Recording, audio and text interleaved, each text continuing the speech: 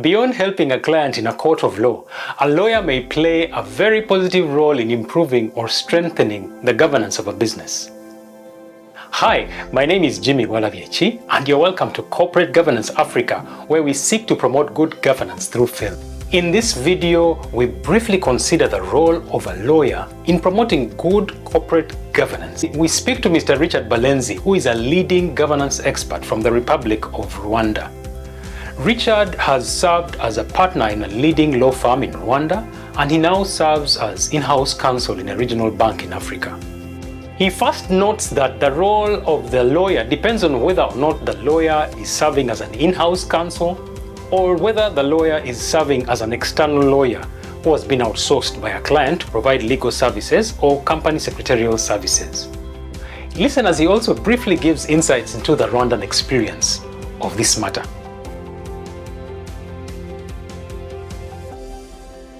Well, so it depends on in what capacity, whether are these like private lawyers or are they in-house counsel who are company secretaries. Their role will differ depending.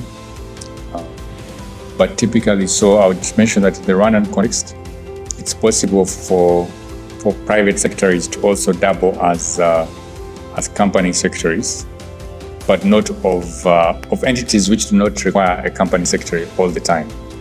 So, and I would say that, okay, so the entities which require company secretaries all the time are, again, they would be the regulated entities, then the listed companies. So regulated entities like unlisted companies are the ones which are required by law to have company secretaries. The other private companies, this is really optional for them. And depending on their size, they may find that there is not so much value in having an in-house counsel who is the company secretary. So for those kind of companies, they will tend to outsource the role of company secretary to a private lawyer or a lawyer in law, or to a law firm.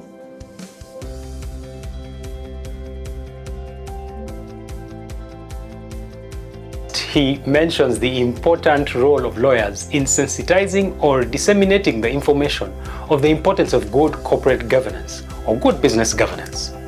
Here, lawyers can use different fora that they have within their circle of influence. So those kind of the private lawyers or lawyers in law firms, the kind of what they can do to enhance corporate governance. Sometimes it might be in form of giving trainings on corporate governance to boards. They could also give lectures in schools to upcoming lawyers who, of course, corporate governance is one of the things which lawyers are supposed to know generally anyways. They could also write scholarly articles or even books if they're that way inclined. They could engage in online discussions like the one we're having right now, which we would probably reach an audience which I would not ordinarily reach, but will also help with the audience to be enlightened about corporate governance. The lawyer also has a role to play in the boardroom of their client. How may a lawyer play a role in the boardroom of their client? Let's see what Richard has to say about this.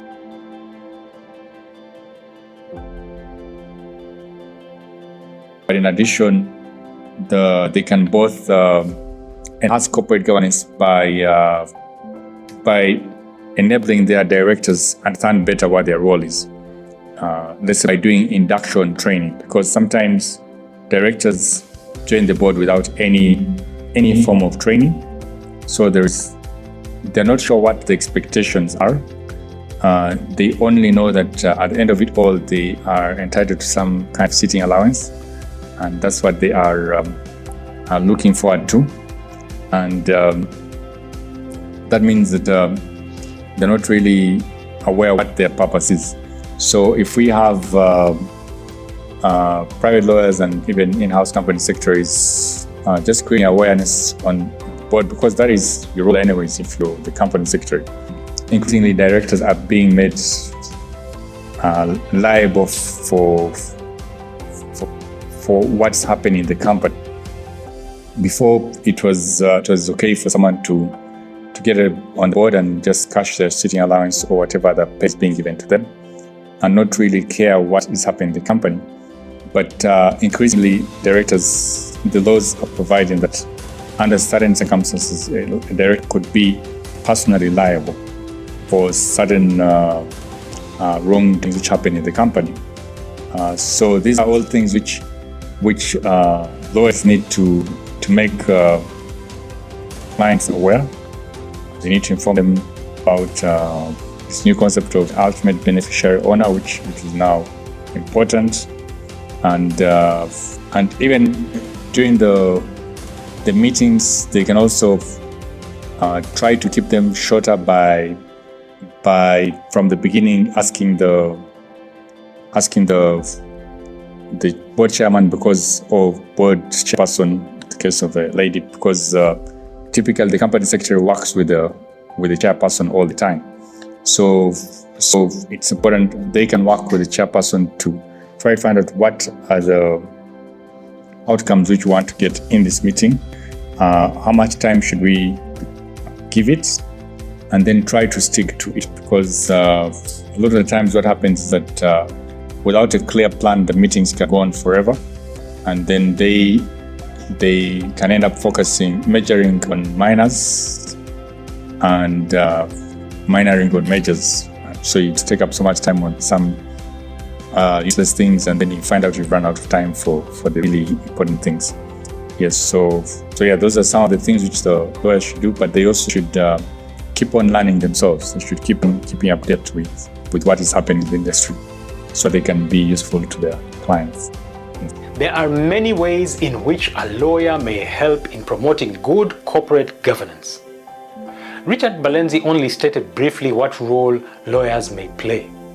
The discussion has only touched on the surface of what lawyers can do in promoting good corporate governance in their respective jurisdictions with their clients.